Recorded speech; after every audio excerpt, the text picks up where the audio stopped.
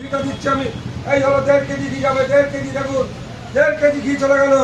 এবার দেখুন আমাদের কফি পেঁয়াজ বেস্তা এইভাবে চলবে, এবার চলবে কোথাকার লাদাখ থেকে ঝর্ণা ঝরছে। দেখুন চলে আসুন।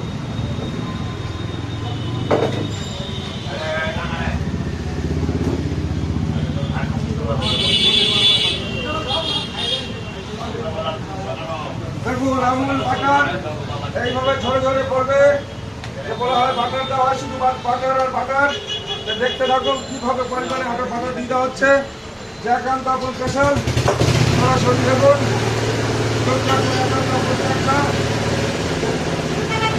বিরিয়ানি খেতে হলে